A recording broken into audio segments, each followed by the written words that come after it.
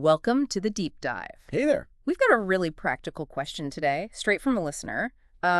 Someone in Japan, Oh, interesting. Okay. yeah, they've been looking into buying Bitcoin, maybe using a Tangem wallet, and they came across this name, Mercurio.io. Right, Mercurio. I've seen them around. Exactly. And, like anyone sensible, they want the inside scoop. What is this platform? Does it actually work in Japan? What are the things they need to be careful about? Makes perfect sense. You need clarity, especially with crypto services. Totally. So that's our mission today. We're going to give you a clear, straightforward understanding of Mercurio, specifically for use in Japan. No jargon overload, just the essentials. Yep. We've been digging into an Understanding Mercurio crypto exchange guide to pull out the vital bits for you. Think of this as your personal briefing on Mercurio from a Japanese perspective. Great. Okay, let's dive in then. Fundamentally, what is Mercurio.io? What's their main thing? Okay, so at its heart, Mercurio.io is a fintech company. They kicked off in 2018, based out of London. London, right. FinTech. Yeah, and their whole focus is really on making cryptocurrency payments smoother. They're building the pipes, so to speak, to make it easier for regular folks to buy and sell crypto using, normal money. Okay, streamlining things. So what specific services are we talking about? What could our listener actually use? Well, there are a few key ones. First up, the on-ramp. That's just jargon for buying crypto. Buying crypto, right? Yeah, things like Bitcoin, Ethereum, USDT, the popular ones, using your regular bank card. Like Visa or MasterCard? Exactly. Then there's the off-ramp, which is the opposite, selling your crypto, turning it back into fiat currency like euros or dollars, and getting that money sent back to your Visa or MasterCard. Okay, buying and selling. Anything else? They also mention virtual co-branded cards. The idea is you could potentially spend your crypto more directly. How that works specifically in Japan, though, yeah, that needs a closer look. Gotcha. So buying, selling, maybe spending. What about the range of currencies? What crypto and regular currencies do they support? They handle a pretty decent range. On the crypto side, it's over 30 types. So you've got the big players, BTC, ETH, UFDT, but also others like BNB, SOL, AVAX. Okay, a good selection. And fiat, regular money. Over 25 fiat currencies supported. Think euros, US dollars, British pounds, Canadian dollars, Swiss francs. Quite a few major ones. And Japanese yen, JPY. That's key for our listener. Ah, yes. Now, this is important. The guide we looked at doesn't explicitly list JPY as being directly supported for transactions. Okay. That's a potential snag. It is. It suggests, though, that transactions might still be possible, but perhaps processed using another currency, maybe euros or US dollars. We need to keep that in mind. Definitely. So despite the JPY question mark, is Mercurio actually available for someone in Japan to use right now? The evidence points towards yes. Okay. The guide specifically states their off-ramp selling crypto for fiat is available in Japan. Plus, their own official help center actually lists Japan as a supported country. That seems pretty clear then. And there's more. We saw reference on another site mentioning using Mercurio with euros in Japan. And interestingly, a LinkedIn post from someone linked to Mercurio used the phrase Mercurio goes Japan, hinting at market entry or expansion. Okay, so multiple signs suggest it's operational there. But let's loop back to that JPY issue. If you can't directly trade in yen, what does that actually mean for someone trying to buy crypto? Practically speaking, it likely means that when you go to buy, say, Bitcoin, you might have to enter the amount you want to spend in euros or US dollars, not yen. Right. And then when you pay with your Japanese bank card, your bank will handle the conversion from JPY to EUR or USD. Which usually means? Extra fees, Yeah. bank conversion fees.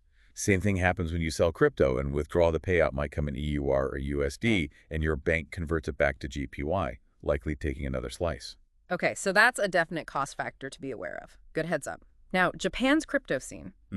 It has specific rules, doesn't it? Regulations. Absolutely crucial point. Japan has the Financial Services Agency, the FSA. Right. And the FSA requires crypto exchange businesses operating in Japan to be officially registered. So is Mercurio registered with the FSA? That's the million-dollar question, or perhaps the million-yen question here.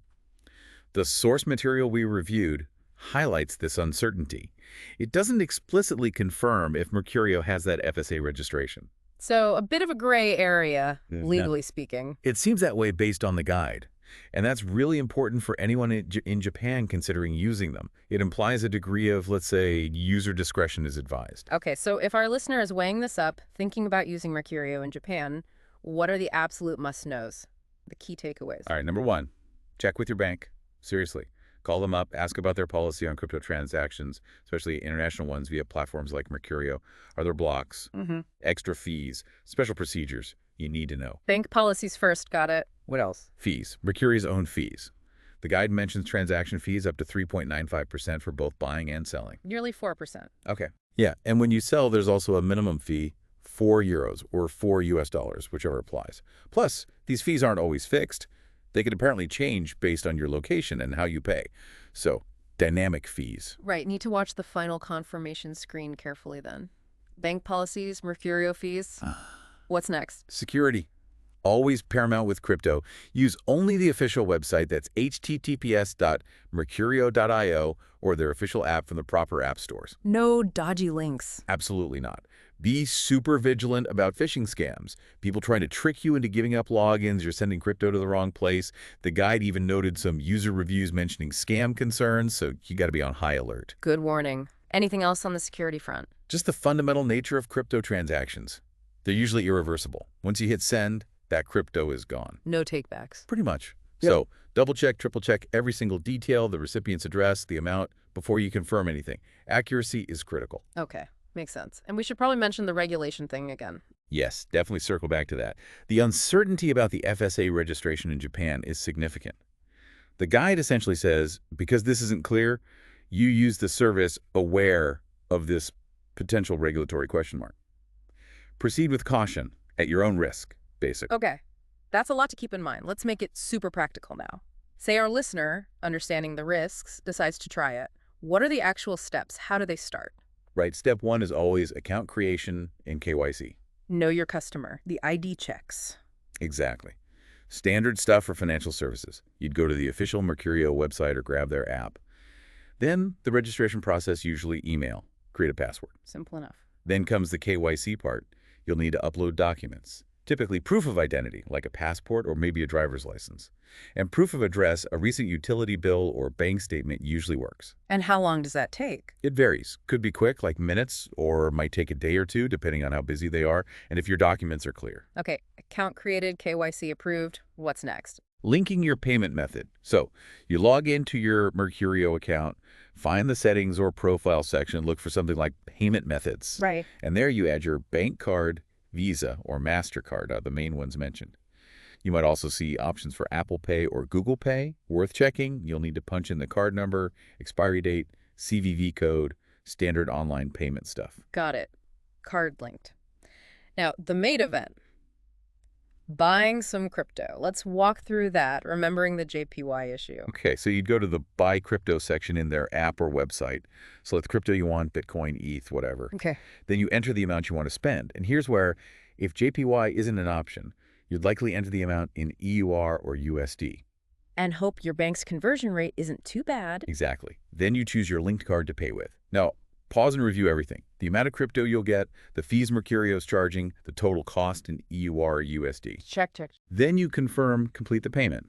Maybe your bank sends you an SMS code or something. And once that's done, the crypto should appear in your Mercurio wallet on their platform. All right. Now, what about getting money out? Selling crypto and sending it back to a Japanese bank account. Similar process, but in reverse. You navigate to sell crypto, or maybe withdraw. Choose the crypto and how much you want to sell. Okay.